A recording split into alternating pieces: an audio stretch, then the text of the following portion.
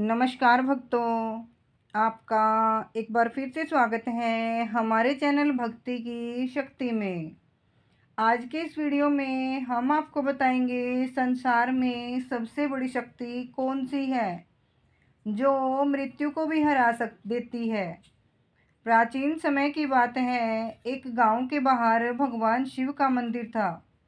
उसके सामने ही एक बरगद का विशाल पेड़ था। उस पेड़ पर एक चकवा और चकवी रहते थे। वे दोनों रोजाना भगवान शिव की पूजा पाठ करते थे और उनकी भक्ति में लीन रहते थे। एक दिन चकवी ने चकवा से पूछा, हे स्वामी, मेरे मन में कई दिनों से 3 प्रश्न उठ रहे हैं। आज मैं तुमसे इन तीनों प्रश्नों के उत्तर जानना चाहती हूँ। मेरा पहला प्रश्न है, इस संसार में सबसे बड़ी शक्ति कौन सी है जो मृत्यु को भी हरा दे। मेरा दूसरा प्रश्न है, सबसे बड़ा दान क्या है। और मेरा तीसरा प्रश्न है, सबसे बड़ा धर्म क्या है। फिर चकवी की बात सुनकर चकवा कहने लगा, हे प्रिय, मैं तुम्हें मेरी प्रत्यक्ष देखी हुई एक घटना सुनाता हूँ। उस घटना को सुनने के बाद तुम्हें तुम्हारे तीनों प्रश्नों के जवाब मिल जाएंगे। एक कृष्णापुर नाम का शहर था। उस शहर में एक ठाकुर रहता था जो एक सावंत के उच्च पद पर नियुक्त था। उस ठाकुर का एक लड़का था जिसका नाम धर्मवीर था। एक दिन धर्मवीर घूमने के लिए घर से घोड़ा लेकर निकला। घूमते घूमते धर्मवीर को प्यास लगने लगी। थोड़ा आगे चलने पर उसे एक पानी की प्याऊ दिखाई दी। फिर उसने वहां जाकर पानी पिया और अपने घोड़े को भी पानी पिलाया और थोड़ी देर वहीं बैठकर विश्राम किया। विश्राम करते हुए धर्मवीर ने देखा कि वहां बहुत से यात्री आ रहे थे और जा रहे थे और पानी पीने के बाद बड़ा आशीर्वाद दे रहे थे। यह यात्री कह रहे थे, बहुत ही अच्छा काम कर रहा है यह पानी पिलाने वाले को भगवान हमेशा प्रसन्न रखे। यह आशीर्वाद राहगीर देते जा रहे थे। इस बात को धर्मवीर सुन रहा था। धर्मवीर सोचने लगा कि मैं एक प्याऊ खोलूंगा और वहां मैं हर राहगीर को पानी पिलाऊंगा। यह सोचकर धर्मवीर घर चला गया और अपने पिता सावंत से कहने लगा, पिताजी, मुझे किसी काम के लिए आपकी मदद चाहिए। तो ठाकुर कहने लगा, क्यों बेटे, क्या काम है।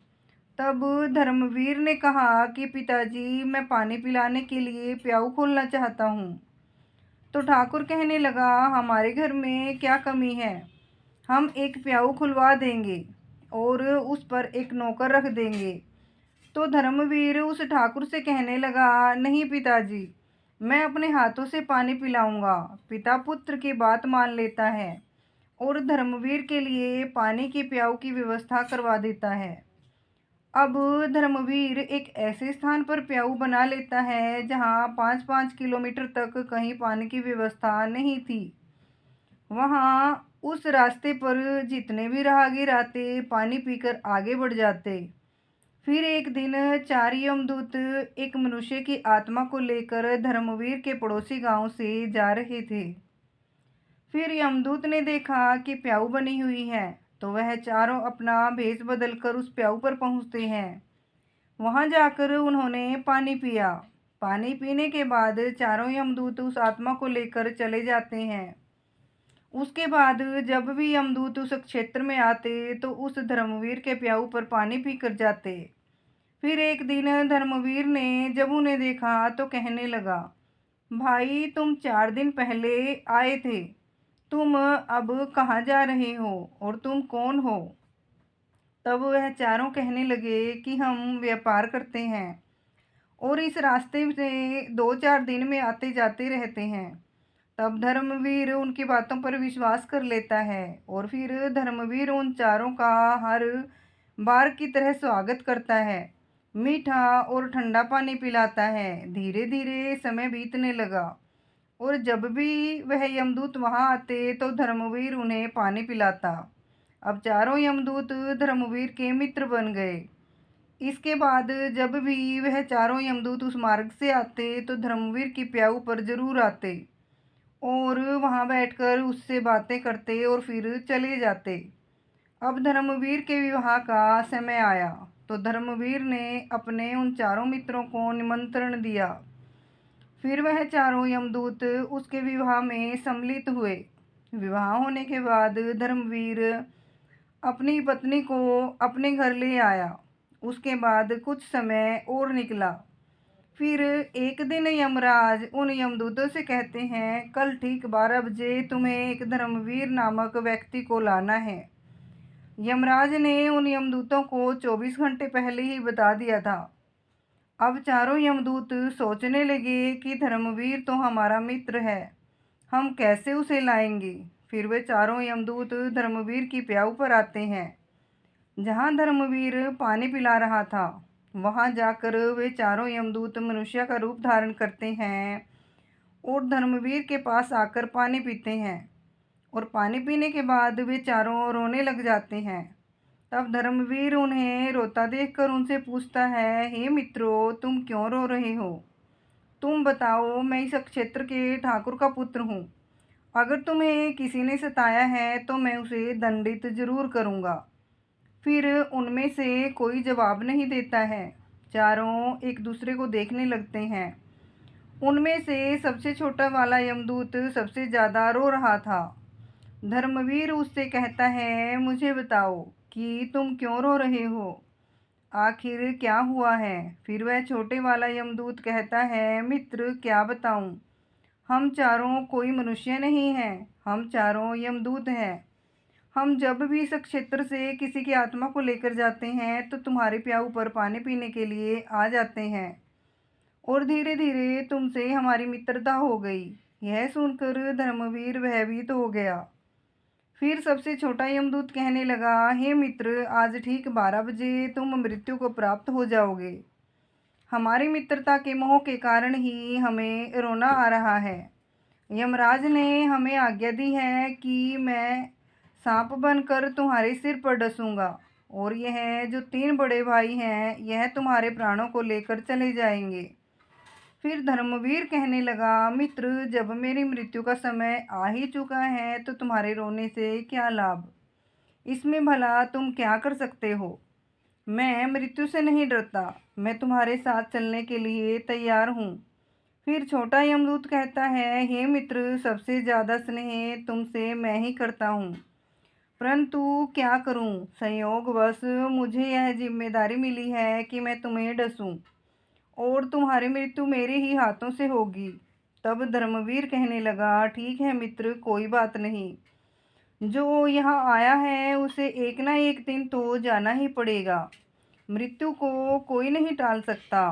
फिर वह छोटा यमदूत कहता है, देखो धर्मवीर, ठीक 12 बजे से 10 मिनट पहले हम चारों यमदूत तुम्हारे घर की सीढ़ियों पर बैठ जाएंगे और 10 मिनट बाद तुम्हें ले जाएंगे। इतना कहकर वे चारों यमदूत अदृश्य हो गए। और अब धर्मवीर फिर थोड़ा सा घबराया और अपने घर को चल दिया। उसने रात को वह बात अपनी पत्नी से नहीं बताई और इंतजार करने लगा कि कब 12 बजेंगे। और जब 12 बजने का समय नज़दीक आया तो वह छोटा वाला यमदूत सर्प का रूप धारण कर लेता है और सीढ़ियों पर बैठ जाता है। इधर धर्मवीर मन में विचार कर रहा था कि मैं थोड़ी देर में मरने वाला हूँ और मेरी नई नवेली पत्नी है, तो क्यों ना थोड़ी देर मैं अपनी पत्नी से बातें कर लेता हूँ। और यह सोचकर वह ऊपर के कमरे में जाने लगता है। अब उसे ऊपर जाने के लिए सीढ़ियों से होकर जाना था जिन पर वह सर्प बैठा हुआ था। जब धर्मवीर ने सर्प को बैठे हुए देखा तो धर्मवीर उसे पहचान गया और उससे कहने लगा, हे मित्र, तुम मुझे डस लो, मैं कहीं नहीं जा रहा हूँ। तभी सर्प कहता है, मित्र, मैं तुझे जरूर डसूंगा, पर जब 12 बजने में 10 मिनट शेष रहेंगे तभी मैं डसूंगा। जब सर्प और धर्मवीर आपस में बातें कर रहे थे तो धर्मवीर की पत्नी उन्हें देख रही थी और उनकी बातें सुन रही थी। धर्मवीर की पत्नी एक पतिव्रता स्त्री थी। उसका पतिव्रत धर्म उजागर हो गया और वह ईश्वर से प्रार्थना करने लगी, हे ईश्वर, मेरे विवाह को अभी 10 दिन का समय भी नहीं हुआ है और यह क्या घटित होने वाला है। फिर चकवा कहता है, हे चकवी, वह एक राजपुत्र के पुत्रवधू थी। उसने 36 प्रकार के व्यंजन भोजन में बनाया और उस शहर में एक बहुत ही गरीब व्यक्ति रहता था और उस गरीब की एक लड़की थी जो 9 महीने की गर्भवती विधवा थी। वह अपने गरीब पिता के घर में रहती थी क्योंकि उसके ससुराल में उसके पति के मरने के बाद उसका कोई सहारा नहीं था। और जिस दिन धर्मवीर को वह सर्प डसने वाला था, उसी दिन उस लड़की के गर्भ से एक नवजात शिशु पैदा हुआ और वह लड़की जिसका प्रसव हुआ था उसे बहुत जोर से भूख लगने लगी। तो वह लड़की अपने माता पिता से कहने लगी, मुझे बहुत तेज भूख लग रही है, मुझे कुछ खाने को दीजिए। तो पिता कहने लगा, बेटी, मेरे पास खाने के लिए कुछ नहीं है, मैं तुम्हें भला क्या दे सकता हूँ। ऐसे में वह लड़की बोली, यदि तुम मुझे खाने को नहीं दोगे तो यह जो बच्चा मेरे गर्भ से पैदा हुआ है, मैं इसे खा जाऊंगी। फिर चकवा कहता है, हे चकवी, प्रसूति के समय की भूख बहुत ही तेज होती है। जब उस गरीब व्यक्ति ने यह बात लड़की के मुंह से सुनी कि मैं इस बच्चे को खा जाऊंगी, तो वह पिता कहने लगा कि बेटी, तुम रुको, मैं जाता हूँ, अगर कोई कुछ दे देगा तो मैं खाने के लिए अवश्य लेकर आऊँगा। उस लड़की का पिता भिक्षा मांगते हुए चला जा रहा था। जो कोई उसे देखता तो दरवाज़ा बंद कर देता। इस प्रकार चलते हुए वह व्यक्ति उसी ठाकुर के महल के पास आया जहाँ पर धर्मवीर से काल सर्प बनकर बातें कर रहा था और उसकी पत्नी छत से उसे देख रही थी और ईश्वर से प्रार्थना कर रही थी। तभी वह मांगने वाला आवाज़ लगाता है, मुझे कोई भोजन दे दीजिए, मेरी लड़की को प्रसव हुआ है, उसने एक नवजात शिशु को जन्म दिया है और मेरे पास उसको खिलाने के लिए कुछ नहीं है, वह नवजात शिशु को ही खाने वाली है। जब यह बात धर्मवीर की पत्नी ने सुनी तो वह सोचने लगी कि कुछ समय बाद मेरा पति मर जाएगा और मैं विधवा हो जाऊंगी और मुझे अपने पति के साथ सती होना पड़ेगा, तो यह भोजन किस काम आएगा जो मैंने बनाया है। इस भोजन को मैं इस भिखारी को दे देती हूँ। फिर उसने वह भोजन उस गरीब व्यक्ति को दे दिया। तब भोजन को लेने के बाद वह गरीब व्यक्ति वापस अपने घर चला जाता है और जब तक धर्मवीर और सर्प बातें कर रहे थे तब तक वह गरीब आदमी जाकर उस भोजन को अपनी लड़की को खिला देता है। 36 प्रकार के व्यंजनों को जब उस लड़की ने जी भर कर खा लिया तो पूछने लगी कि पिताजी, आज इतना अच्छा भोजन किसने दिया। तब उसके पिता ने कहा, बेटी, हमारे गांव के ठाकुर साहब की जो पुत्रवधू है, जिसका विवाह अभी ही कुछ दिन पहले हुआ, उसने ही मुझे यह भोजन दिया है। तो वह लड़की कहने लगी, हे भगवान, उसकी सुहाग अमर रहे। उस लड़की ने आत्मा से आशीष दिया कि उस औरत का सुहाग अमर रहे। फिर भगवान विष्णु का सिंहासन हिल गया तो उन्होंने नारद मुनि को बुलाया और कहा कि मृत्युलोक में देख कर आओ, मेरे किसी भक्त पर बहुत बड़ा संकट है जिस कारण मेरा सिंहासन हिल रहा है। तब नारद मुनि भगवान विष्णु की आज्ञा अनुसार देखते हैं कि भगवान विष्णु का सिंहासन क्यों हिल रहा है। तो नारद मुनि देखकर बताते हैं कि एक बिल्कुल भूखी आत्मा जिसने कुछ समय पहले एक नवजात शिशु को जन्म दिया था, वह भूख से व्याकुल थी। उसे भोजन मिलने के कारण उसने अंतरात्मा से यह कह दिया कि भोजन देने वाली औरत का सुहाग अमर रहे, अर्थात उसका पति जीवित रहे। और उधर यमराज ने उसके पति के प्राण लेने के लिए यमदूतों को भेज दिया है। वह बस 10 मिनट बाद ही उसके प्राण लेने वाले हैं। फिर नारद मुनि भगवान विष्णु से कहते हैं, हे प्रभु, प्रकृति के नियमों के अनुसार धर्मवीर की मृत्यु का समय आ गया है और उसे लेने के लिए यमदूत उसके घर पर बैठे हुए हैं। और इधर एक दिव्य आत्मा ने अपनी संपूर्ण शक्ति से धर्मवीर की पत्नी को आशीष दे दिया है कि उस औरत का सुहाग अमर रहे। फिर भगवान विष्णु कहने लगे, मुझे उस आत्मा का मान रखना पड़ेगा, चाहे मेरे कार्य में परिवर्तन ही क्यों ना हो जाए। भगवान विष्णु अपने भक्त की रक्षा के लिए उस प्रसव वाली लड़की की आत्मा के वचन को उस धर्मवीर पर कवच बनाकर डाल देते हैं। तब तक घड़ी में 12 बजने में 10 मिनट बाकी थे। तब धर्मवीर उस यमदूत से कहने लगा, हे मित्र, अब तुम मुझे डस लो और मैं तुम्हारे साथ चलने के लिए तैयार हूँ। फिर उस सर्प ने धर्मवीर को डस लिया और सर्प सोचने लगा कि 10 मिनट में धर्मवीर मर जाएगा। लेकिन 10 मिनट बाद भी उस धर्मवीर को कुछ नहीं हुआ। फिर सर्प कहने लगा, हे मित्र, तुम्हें कुछ हो रहा है क्या? धर्मवीर कहने लगा, हे मित्र, मुझे कुछ नहीं हुआ है। फिर सर्प ने उसे ऊपर तीव्र विष डाला, परंतु उस धर्मवीर की रक्षा स्वयं भगवान विष्णु कर रहे थे, जिस कारण से सर्प के विष का असर धर्मवीर पर नहीं हुआ। फिर धर्मवीर सर्प से कहने लगा, हे मित्र, तुम मुझे पूरी ताकत से डसो। फिर तीसरी बार उस सर्प ने पूरी शक्ति से धर्मवीर को डसा, परंतु धर्मवीर का बाल भी बांका नहीं हुआ। फिर धर्मवीर को जीवित देखकर चारों यमदूत हक्के बक्के रह गए और कहने लगे, हमने इसके लिए यमराज के पास जाना पड़ेगा। फिर वह चारों यमराज के पास पहुंच गए और यमराज से कहने लगे, हे यमराज, हमने बहुत प्रयास किया, परंतु उस धर्मवीर नामक व्यक्ति पर जहर का असर नहीं हुआ। फिर यमराज ने अपने दिव्य दृष्टि से देखा, उस धर्मवीर के शरीर से 3 जगह से रक्त बह रहा है, लेकिन धर्मवीर को कुछ नहीं हुआ। तभी यमराज भगवान विष्णु के पास पहुंच जाते हैं और कहते हैं, प्रभु, मैं अपने पद से इस्तीफा देना चाहता हूँ। भगवान विष्णु कहने लगे, क्यों, क्या हुआ? तब यमराज कहने लगा कि प्रभु, प्रकृति के नियम में परिवर्तन हो गया। जिस व्यक्ति की मृत्यु का समय आया था, वह व्यक्ति 3 बार प्रहार करने से भी नहीं मर रहा है। इसका क्या कारण है? तब भगवान विष्णु समझाते हैं, हे यमराज, यह आत्मा की शक्ति है। फिर यमराज कहते हैं, प्रभु, यह आत्मा की शक्ति क्या होती है?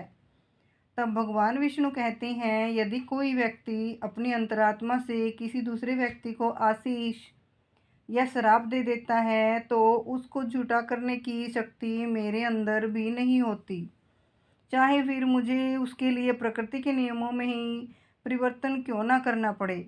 फिर भगवान विष्णु कहते हैं, हे यमराज, जरा ध्यान से देखिए, एक ऐसी गरीब औरत जिसका पति उसे 2 महीने पहले ही छोड़कर मर गया हो, जो अपने पिता के पास रह रही हो और पिता के पास भी खाने को कुछ नहीं मिले, और जिसने कुछ समय पहले ही एक शिशु को जन्म दिया था, उसे भोजन नहीं मिल रहा था। उसकी आत्मा भोजन के लिए तड़प रही थी। वह अपने नवजात बच्चे को खाने को तैयार थी और उसको भोजन उपलब्ध कराया उस धर्मवीर की पत्नी ने, और उस औरत ने उसे ऐसा आशीष दिया कि उसका सुहाग अमर हो जाए। मुझ में एकाग्र होकर जो व्यक्ति आशीष या श्राप देता है, मैं उसके वचन को कभी झूठा नहीं होने देता। हे यमराज, इसलिए तुम्हें धर्मवीर की आयु 100 वर्ष और बढ़ानी होगी। फिर यमराज धर्मवीर की आयु को 100 वर्ष बढ़ा देते हैं। फिर चकवा कहता है, हे चकवी, तुम्हारा पहला प्रश्न था कि संसार में सबसे बड़ी शक्ति कौन सी है जो मृत्यु को भी हरा देती है। तो समझ लो, सबसे बड़ी शक्ति होती है आत्मा की शक्ति। यदि कोई व्यक्ति आत्मा से आशीर्वाद दे या श्राप दे, तो उसे ईश्वर भी टाल नहीं सकता। तुम्हारा दूसरा प्रश्न था कि सबसे बड़ा दान क्या है। तो समझ लो, हमें अन्न का दान करना चाहिए। अन्न का दान सबसे बड़ा दान माना जाता है। भूखे को भोजन कराना सबसे बड़ा दान होता है। तुम्हारा तीसरा प्रश्न था कि सबसे बड़ा धर्म क्या है। तो समझ लो, जहाँ आवश्यकता हो उस स्थान पर दिया गया दान सबसे बड़ा धर्म होता है। उससे बड़ा कोई धर्म नहीं होता। जहाँ आवश्यकता है वहाँ आप दान दीजिए, उस समय उससे बड़ा कोई धर्म नहीं होता। जहाँ पर आवश्यकता नहीं है उस समय आप दान कर रहे हो, तो वह दान बड़ा नहीं होगा और फलीभूत नहीं होगा, और बिना आवश्यकता के आपका हजारों रुपए का दान भी बेकार चला जाता है। तो भक्तों, आपको ये वीडियो कैसी लगी और आपको ये जानकारी कैसी लगी तो प्लीज़ एक छोटा सा कमेंट करके ज़रूर बताएं। बोलिए श्री कृष्ण भगवान की जय हो, विष्णु भगवान की जय हो। तो भक्तों, जाते जाते हमारे चैनल को सब्सक्राइब करें और वीडियो को लाइक और शेयर ज़रूर करें। धन्यवाद।